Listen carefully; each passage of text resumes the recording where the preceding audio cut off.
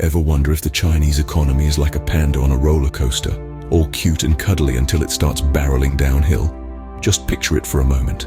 A big fluffy panda bear, its black and white coat glistening in the sun, strapped into a roller coaster carriage. One moment, it's at the peak, enjoying the view from the top. The next, it's hurtling down at breakneck speed, the wind whipping through its fur, the world a blur of color and motion. That's a bit like the Chinese economy. It's been a wild ride, to say the least. From a predominantly agrarian society, China has rocketed to the top of the global economic charts in less than a century. It's been an incredible journey, filled with dizzying highs and terrifying lows. And like our panda friend on the roller coaster, it's had its fair share of thrills and spills. So buckle up, because this roller coaster ride is about to get wild. You know those fortune cookies you get at the end of a Chinese meal? Well, if China's economy was a fortune cookie, it might read, "Beware of false prophets." Now you might be thinking, what's this all about? Well, let me break it down for you. False prophets are essentially earnings that appear to be true and solid, but are actually based on shaky foundations. They're like the sweet, tempting fortune cookie that captivates you with its promise of wisdom, but often leaves you with a vague and puzzling message. In the context of China's economy, false prophets can be seen in the country's heavy reliance on real estate and manufacturing sectors. It's like a fortune cookie factory, producing cookie after cookie. But what happens when people stop wanting cookies? Or worse, what if they find out the fortune inside is just a hollow promise? China's real estate sector, for instance, accounts for nearly 30% of its GDP. It's like a giant fortune cookie machine, churning out buildings left, right, and center. But with recent real estate market crashes, it's clear that this cookie might crumble. Similarly, the manufacturing sector, once the golden goose of China's economy, is facing its own set of challenges. Rising labor costs, environmental concerns, and increasing competition from other countries are causing this once reliable fortune cookie to lose its luster. And then there's the lack of transparency in financial reporting. It's like getting a fortune cookie with no fortune inside. You're left wondering what's really going on. This lack of clear and reliable information can lead to false prophets, creating an illusion of economic stability when the reality might be quite different. So, if China's economy is a fortune cookie, it's one that's full of surprises, and not always the good kind. It's a cookie that needs to be handled with care, cracked open with caution, and read with a discerning eye. So, next time you crack open a fortune cookie, remember, not all that glitters is gold. Remember the Great Wall of China? Well, China's got another wall, and it's not so great. It's a wall of debt. Now you might be thinking, how can a country with the world's second largest economy be buried under a mountain of debt? Well, let's roll up our sleeves and dig into this.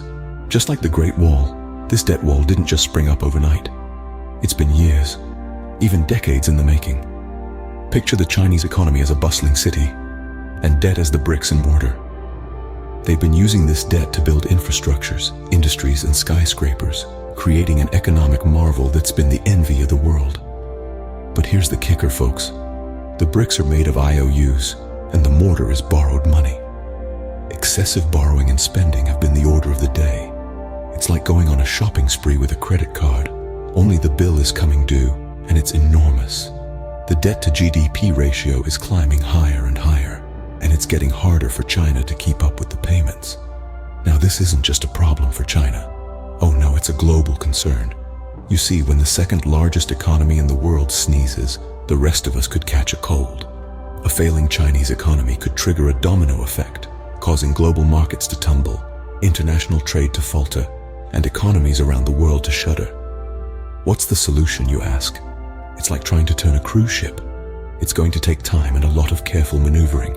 This means reining in excessive borrowing, encouraging domestic consumption, and perhaps most importantly, transparency in their financial system. So, while the Great Wall may be a wonder of the world, this wall of debt is more like a ticking time bomb. But here's hoping that with the right steps, China can defuse this bomb before it's too late. So, what happens when a dragon loses its fire? Well, we might just find out in 2024. Now, you might be wondering, what's all this talk about dragons and fire? Well, friends, the dragon here is a metaphor for the mighty Chinese economy, and the fire represents its economic prowess.